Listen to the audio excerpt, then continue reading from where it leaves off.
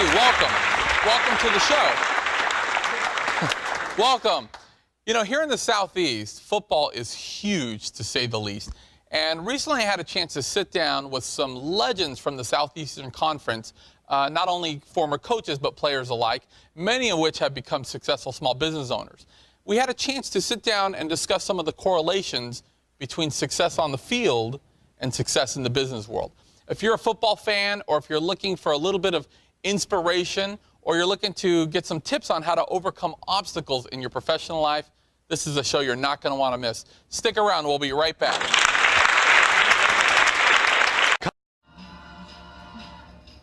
Hey, I'm here with legendary player Tommy Casanova. When I say legendary, that's no exaggeration. Tommy, I know that you were three-time All-American. In fact, the only three-time All-American in LSU history. You also played with the Bengals. I think 3 or 4 times you were in the Pro Bowler. I mean, it's just on and on. And, you know, I know that you're also an entrepreneur or business owner now. But I wanted to ask you, you know, right now in the Gulf Coast, you know, our vision is to really empower small business owners to really be proactive, to start spending money, to go back to work. And in this area, you know, we've had a lot of business people. We've had numerous hurricanes, then we've had the oil spill, and you know, although the beaches are clean and there's a silver lining and tourism's up and other things, many people still have fears out there. There's still some trepidation. Any advice that you can give to the people out there? No, I came to you looking for advice. You're supposed to be advising me. Well, we'll have you on the show. No, I really, I don't have any pearls. I mean, it's just to go out. I think what I try to do is to provide the best patient care that I can every day. And you know, if people are in a bind and they can't pay us, they don't pay us, and we just end up doing it, and we try to make it up down the road somewhere. But just, I think, put in a hard day's work and be honest with your patients, and things will work out. And I know when you were playing with the Bengals, that you actually played for 4 or 5 years, and then you started cutting your career a little bit short to pursue being a doctor. Tell us a little bit about that transition. Well, it was a tough transition for me, really. It took me 6 years to get through medical school because I went part-time. And it was coming to the point where it was time for me to start concentrating just on medicine because I was about to graduate from school. And it was really a difficult thing to give up football, but my knee started bothering me so much that my last season football was it just wasn't as much fun as it was before, and it made giving up, retiring a lot easier. So it really worked out well in that regard, but it was still a very difficult thing to give up. Football had been really a big part of my life. Well, I know I was reading a little bit earlier. Sports Illustrated at one time actually said, not only did you get the cover, but they actually said that you were probably the best player in the country at the time. And certainly starting your own practice and becoming a business owner is very difficult, especially in the beginning. What are some of the things that you maybe learned by your football career about tenacity and will? And what are the things that you can take away from football that you've applied in your business? Well, that you can do really anything that you want. I mean, if you make up your mind to do it. I mean, I was told you can't go to medical school and play football, but I did it. And they told me you can't be a state senator and practice, but I did it.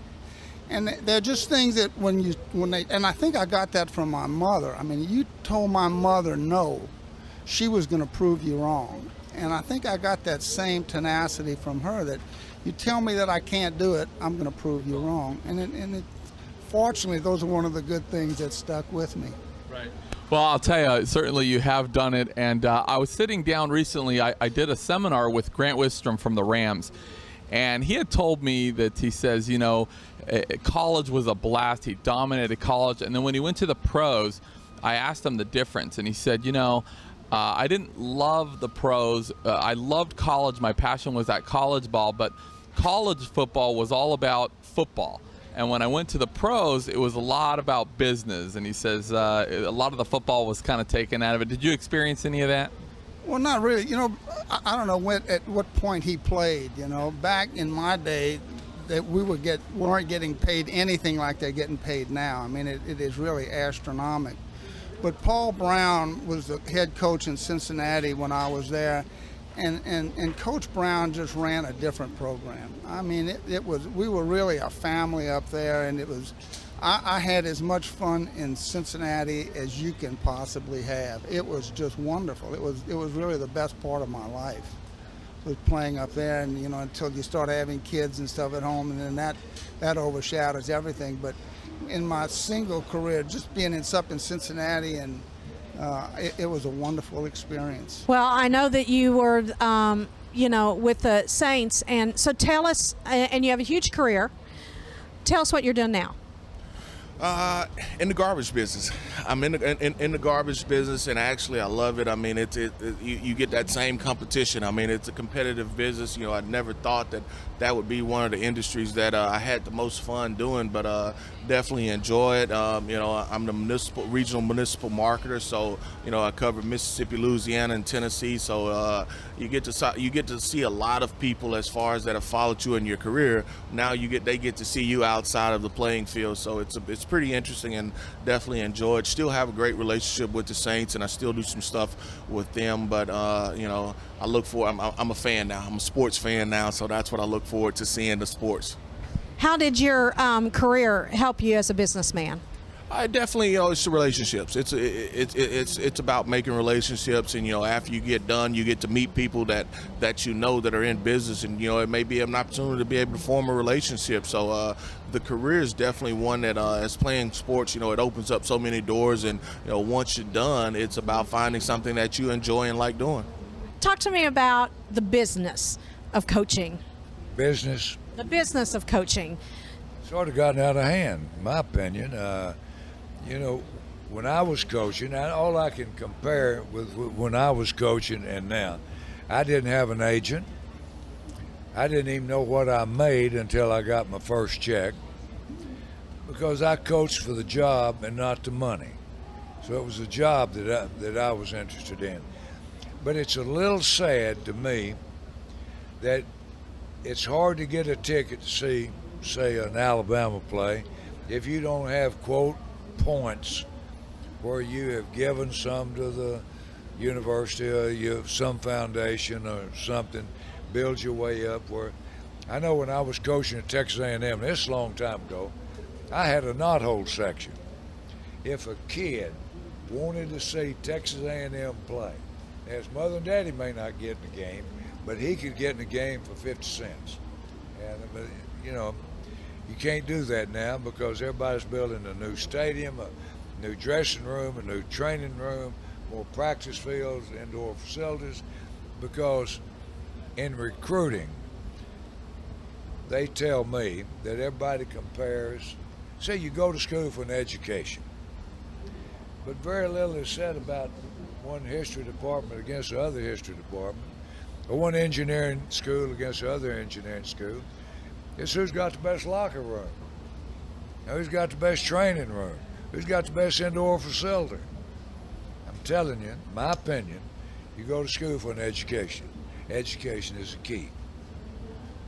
Well, and when you have a bunch of kids at home and you want to go see football, it costs a whole lot to go if you take a family. Yeah, I couldn't afford to go. For example, I serve on the board of regents of A&M. I don't now. Texas A&M played Arkansas in the new stadium. I just can't tell you how much a ticket cost. I said, it's college football. We're talking about $200 to $275 for a ticket. Well, the old average fan can't do that, and that bothers me a little bit. I would like for it to be somewhere where just a guy that's been in sport in Alabama for years could still go to a game every once in a while. My job is multitasking. I deal mainly with pro scouts, agents, and the Letterman's Club. I do help with problems as they arise on a day-to-day basis, but that's usually handled by, all of those problems are handled by the head coach, but I'm more of a liaison between football and the Letterman's Club, and I also just keep my eye open. If I see wrongdoing or something, I report it. A lot of the players have a little confidence in me because I've been around a long time. So we have different talks, and a lot of kids are available for me to do certain things, but what they really want sometimes is for me to transfer a message to the head coach. You know, they'll come tell me and won't tell him, and they know I'll go deliver the message for them. So I always tell them, guys, one thing you got to understand about head coaches or any coaches, they're good at their talents with football, but they're terrible mind readers. If you don't tell them what's wrong, they can't help you. So you're walking around here mad and upset, and you're keeping everything to yourself, that problem's never going to get handled. So whether you can go see them yourself or you come and see me and want me to go do it, we can help you then. Other than that, we can't because we don't know what's wrong. We'll be right back with more legends from the SEC in a minute. Stick around.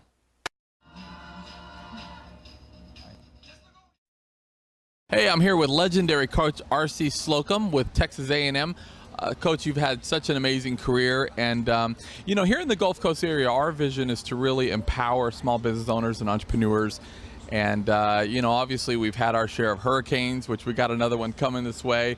We've had the oil spill, and you know, I was just talking to somebody, the tourism's up, the beaches are clean, but a lot of small business owners are a little bit downtrodden. They have a heavy heart. Some of them maybe even lost belief system in the ability to still make, you know, have great years. And if we had the small business owners in your locker room and we wanted to stir their spirits and, you know, really get them to an action, any advice you can give them? One thing that I always talk with every team I coached, in football you have bad things happen to you. Players individually get beat for touchdowns, you fumble the ball, you throw interceptions, bad things happen.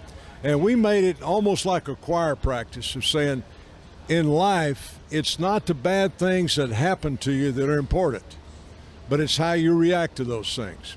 If you can see something coming and can do something about it ahead of time, then do so and prevent it from happening. But so many things in life, so many of the bad things you don't see coming, and in a lot of cases have no control over. But once they've happened, you have total control over what your reaction to them is going to be. And taking a positive reaction, if there's something to be learned from it, learn from it, but look forward with optimism and play the next play. And so we talk to our team all the time, play the next play. I don't care if you just got beat for a touchdown, come back out there with renewed enthusiasm and get ready to go forward. So I'd say the businessmen, you know, you can't control some of those things that happen, but the successful people, the ones that will move on and will have success, are the ones that say it's up to me. And I'm taking this situation and going forward. I'm going to try to use it as a learning opportunity, and I'm going to have renewed enthusiasm. And the whole thing, if it's to be, it's up to me. And if I believe that it can happen strong enough, I can make it happen. And that's the American way. That's what we were all brought up on. I believe it tremendously in my heart that whatever there is out there, if you really set your mind to it and believe in it, can envision it and picture it and think big, then you can achieve it. They're going to have a philosophy, and everybody's got one, whether you know it or not.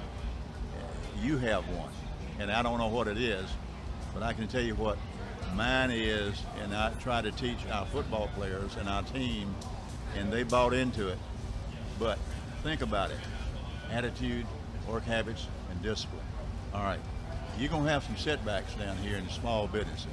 Hey, it's going to be ups and downs, and there's a medium. You're trying to hit that medium and try to stay there.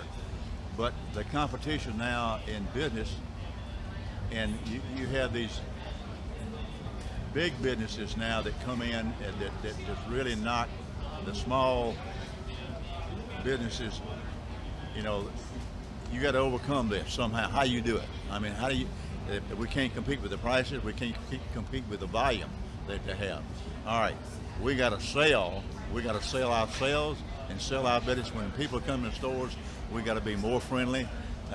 We got to reach out and get them. I got to get out on the street, hold me a sign up, come on in here and talk to me, look at my stuff. Hey, you're going to be back. Once you ever come, you will be back. I believe they will. You know, I'm going through a period right now. My background was, as you say, a defensive coach. ball control. I was at Southern Cal when Marcus Allen won the Heisman Trophy, and I've always been for a balanced offense, but one that could run the ball. Probably Gene Stallings and I would have similar, and Pat Dye we all came up in that mode. I have to say that my thoughts are changing. I watched this past year Bill Belichick at New England, who I have great respect for. First play of the game, and this was a playoff game, first play of the game, he's got 5 receivers deployed, nobody in the backfield except the quarterback. So I'm sitting there saying, here's a guy that's a defensive-minded guy who's won a lot of football games, and he starts this ball game spreading people out. And so if you start looking at in the NFL, my son's a coach at Green Bay, and I follow the pro game quite a bit because of that. But if you look at how big and physical those defensive people are, it's really, really hard to line up and make a living just pounding the ball out. And I would use that same analogy in the Southeastern Conference, who are big, physical, active defenses. It's just, I would think, very hard to make a living trying to line up and mash them all down the field. So at some point, mixing in some explosive plays in that and tempo and spreading people out to maybe create some cracks.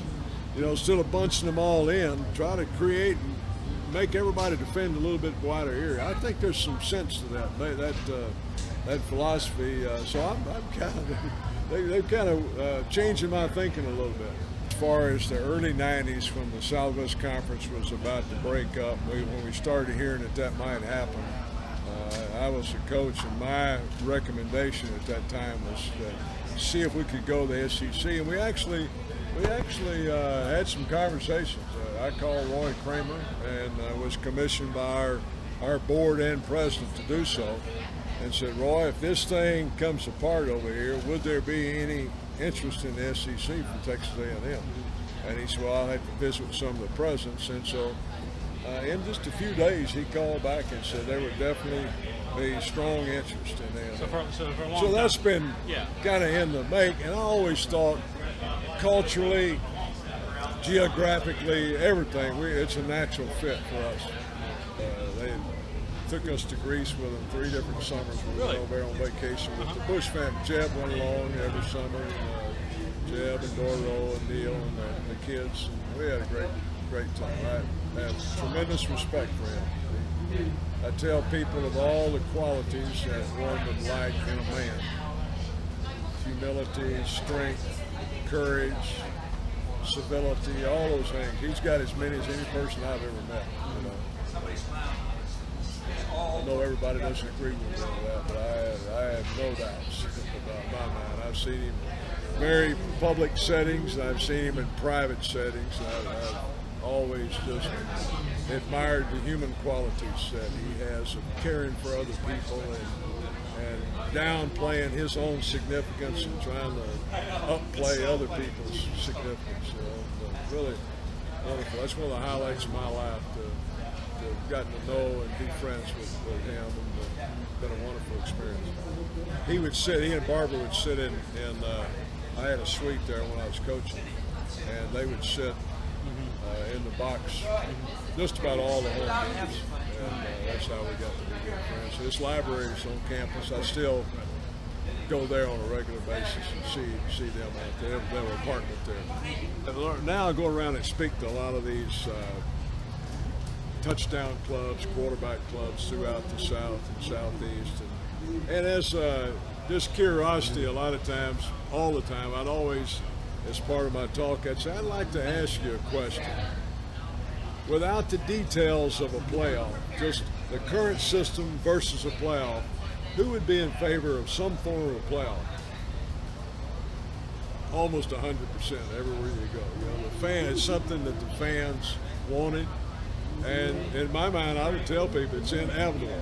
Sooner or later, I don't know how long it'll take, but sooner or later we will have some form of playoff. I think this is just a forerunner of what we'll have later on, too. I don't think it'll stop with 4 teams. Nothing happens without vision.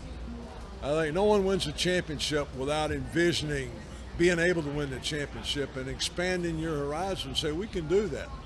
And so I would say to the local community, you can be whatever you want to be. Whatever this group would collectively set their minds to and really believe in and work towards, they can be whatever they want to be. It's up to them. That's our show. That's all the time that we have. We hope you enjoyed it. We want to give a special thanks to the players and coaches. And don't forget to get involved in your local community and be forgiving of others. Good night, everybody.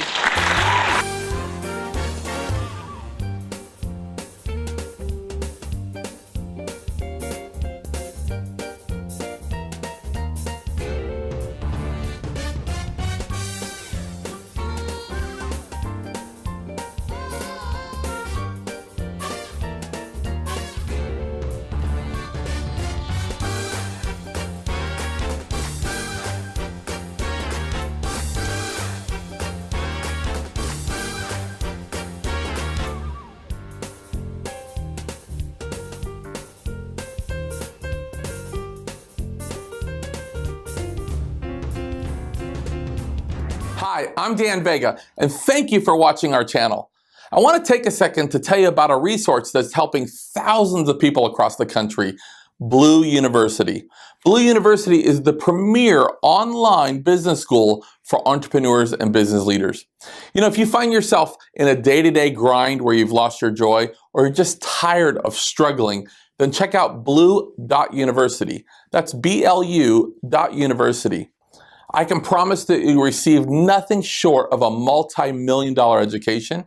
And if you want a completely different life in 3 to 6 months and a way to create wealth in 5 years or less, then again, check it out. That's BLU.University. Find out why blue is the new color of success.